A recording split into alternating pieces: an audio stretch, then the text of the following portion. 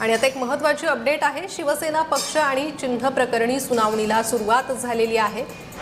ठाकरेंचे वकील ॲडव्होकेट कामत युक्तिवाद करणार आहे। कामत यांनी युक्तिवादासाठी वेळ वाढवून मागितली होती, त्यानुसार आज हा युक्तिवाद होत आहे। तर आज शिवसेनेकडूनही शिंदेंचे वकील बाजू मांडण्याची माहिती मिळते। तर शिवसेना पक्ष चिन्ह सुनावणीला सुरुवात झालेली आहे।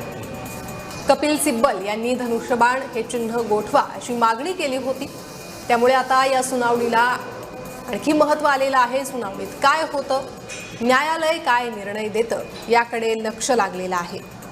तर पुन्हा एकदा शिवसेना पक्ष चिन्ह सुनावणीला सुरुवात झालेली आहे। ठाकरेंकडून ॲडव्होकेट देवदत्त कामत हे युक्तिवाद करतात, तर आज शिंदेंचे वकीलही युक्तिवाद करण्याची माहिती मिळते। शिवसेना पक्ष चिन्ह हे कुणाला मिळणार या संदर्भात हा लढा न्यायालयात गेलेला आहे। गेल्या काही दिवसांपासून न्यायालयात या प्रकरणाची सुनावणी सुरू आहे। सुनावणीला गती आलेली आहे। कपिल सिब्बल यांनी आधी युक्तिवाद केला, त्यानंतर ॲडव्होकेट कामत यांनीही ठाकरेंकडून युक्तिवाद केला। विधिमंडळ पक्ष आणि राजकीय पक्ष वेगळे अशी ठाम भूमिका या सुनावणी दरम्यान सिब्बल आणि कामत यांनी मांडलेली आहे। त्यामुळे आता शिवसेनेचा युक्तिवाद झाला तर शिंदेंचे वकील नेमकी काय भूमिका मांडतात याकडे लक्ष लागलेलं आहे। तर केवळ महाराष्ट्रच नाही तर देशभरातील सगळ्यांच्याच नजरा या पक्ष चिन्ह सुनावणीकडे लागून आहे, कारण न्यायालय या सुनावणीत जो निर्णय देईल तो पुढे होणाऱ्या राजकीय घडामोडींनाही लागू असेल। त्यामुळे आता आजच्या या सुनावणीत काय होतं, ॲडव्होकेट कामत काय मुद्दे मांडतात त्याकडे लक्ष आहे। अधिक माहिती घेणार आहोत। आमचे प्रतिनिधी शुभम उमाळे आपल्यासोबत जोडले गेले आहे। शुभम, पुन्हा एकदा ही महत्त्वाची सुनावणी सुरू झालेली आहे। ॲडव्होकेट कामत यांनी युक्तिवाद मांडण्यास सुरुवात केलेली आहे, काय अधिक माहिती मिळते? नक्कीच फ्रेंड्स, आपण बघू शकतो आता शिवसेना पक्ष आणि चिन्हाबाबत मागील 2 आठवड्यांपासून जी सुप्रीम कोर्टामध्ये सुनावणी सुरू होती त्या सुनावणीचा आता पुन्हा एकदा तिसरा आठवडा सुरू झालेला आहे। आणि आज मात्र याच्यामध्ये काल कपिल सिब्बल यांचा युक्तिवाद संपलेला आहे, तर देवदत्त कामत यांनी आपला युक्तिवाद सुरू केलेला आहे। आणि आज शिवसेनेचा उद्धव ठाकरे यांच्या पक्षाकडूनचा युक्तिवाद हा संपूर्णपणे जो आहे संपताना दिसून येईल, कारण की अंतिम युक्तिवाद कपिल सिब्बल यांचा झाल्यानंतर देवदत्त कामत हे युक्तिवाद करतील। काल देखील त्यांनी 15 ते 20 मिनिटाची वेळ घेतली होती आणि आज देखील काही वेळ ते युक्तिवाद करतील अशा पद्धतीत त्यांनी काल सुप्रीम कोर्टामध्ये माहिती दिली होती। अशामध्येच पाहायला गेलं तर त्यांनी आता सुरुवात केलेली आहे, पण खरं पाहायला गेलं तर कपिल सिब्बल यांनी आपला युक्तिवाद संपवत असताना शिवसेनाचा पक्ष आणि चिन्ह हे फ्रीज करा, गोठवा अशा पद्धतीची मागणी जी आहे ती सुप्रीम कोर्टाच्या पुढे केली होती। आणि त्यामुळे कुठेतरी याच्याबद्दल प्रचंड तीव्रता जी आहे ती संपूर्ण शिवसेना शिंदे गटामध्ये दिसून आली होती। अशामध्येच पाहायला गेलं तर कोर्ट यावर काय निर्णय देतं हे पाहणं अत्यंत महत्त्वाचं असणार आहे। सध्याच्या स्थितीला पाहायला गेलं तर आता युक्तिवाद हा देवदत्त कामत यांचा सुरू झालेला आहे आणि आज शिवसेना उद्धव ठाकरे यांच्या संपूर्ण युक्तिवादाचा सुनावणीमधीलचा शेवटचा दिवस असणार आहे। आणि खरं पाहायला गेलं तर याच युक्तिवादावर अवलंबून आहे की पुढची दिशा कशा पद्धतीने असणार आहे आणि पुढे सुप्रीम कोर्ट काय निर्णय घेईल किंवा मग कोणाच्या बाजूने निर्णय देईल। प्रणिता, अगदी शुभम, देवदत्त कामत यांचा युक्तिवाद सुरू आहे। पुन्हा एकदा 10व्या सूचीचा उल्लेख त्यांनी केलेला आहे।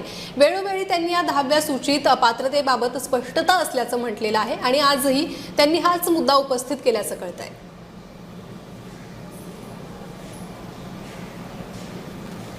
जी अर्थातच समजा संपूर्ण घटना पाहायला गेली तर एकनाथ शिंदे यांनी ज्या प्रकारे ही राबवली होती त्यावरच कुठेतरी प्रश्नचिन्ह जे आहेत ते कामत यांच्याकडनं उपस्थित करताना दिसून येत आहे। याचबद्दल कपिल सिब्बल यांनी देखील संपूर्ण युक्तिवादामध्ये अशाच पद्धतीने त्यांचा युक्तिवाद केला होता आणि त्यामुळे हा संपूर्ण नियमावली जी असते किंवा संपूर्ण प्रक्रिया ज्या पद्धतीने राबवण्यात यायला हवी होती ती तशा पद्धतीने नाही झाली आहे आणि हेच कुठेतरी कोर्टापुढे जे आहेत सगळे पटवताना आपल्याला दिसून येत आहेत मुद्दा। अगदी शुभम, माफ करा, कामत यांनी युक्तिवादासाठी वेळ मागितला होता, त्यानुसार हा युक्तिवाद साधारण किती वेळ कोर्टाकडून कामत यांना देण्यात आलेली आहे आणि त्यानंतर शिंदे गटाकडूनही युक्तिवाद होणार आहे का?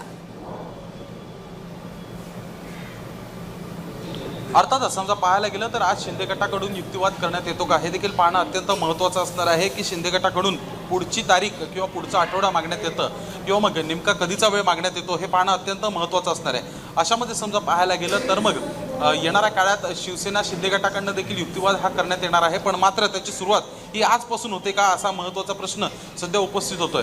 अशामध्ये समजा आज युक्तिवाद करायला गेलं तर मग युक्तिवादाची सुरुवात ही कोणाकडनं होईल, कोण युक्तिवादासाठी सुरुवात करेल, हा एक मोठा प्रश्न जो आहे तो समोर उपस्थित होत आहे। अशामध्ये समजा पाहायला गेलं तर मग येणाऱ्या काळात शिवसेना शिंदे गटाकडनं हा संपूर्ण युक्तिवादाला सुरुवात झाल्यानंतर ते कशा पद्धतीने संपूर्ण जे प्रश्न उपस्थित करण्यात आलेले आहेत त्याच्यावर उत्तर देतात हे देखील पाहणं तेवढं महत्त्वाचं असणार आहे। आज खरं तर देवदत्त कामत हे अर्धा तास युक्तिवाद करतील असा एक अंदाज व्यक्त होतो। काल जो आहे तो त्यांनी कोर्टापुढे सांगितलं होतं की मला अर्धा तासाची वेळ अजून देखील हवी आहे असं त्यांनी सांगितलं होतं। अशामध्येच आज युक्तिवाद शिवसेना शिंदे गटाचा सुरू होतो का हे पाहणं अत्यंत महत्त्वाचं असेल।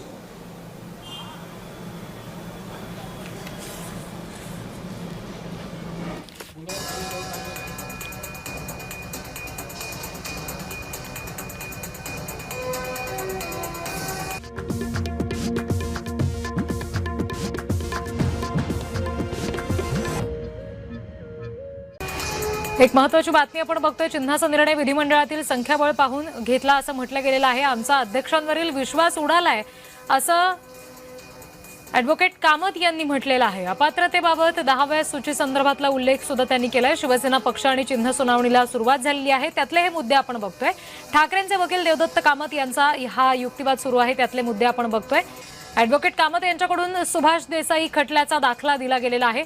चिन्हाचा निर्णय विधिमंडळातील संख्याबळ पाहून दिला असं कामत यांनी युक्तिवादादरम्यान म्हटलेलं आहे। आमचा अध्यक्षांवरील विश्वास उडालाय असं देखील कामत यांनी सांगितलंय। अपात्रतेबाबत 10व्या सूचीत स्पष्टता असल्याचं सुद्धा ॲडव्होकेट कामत यांनी म्हटलेलं आहे।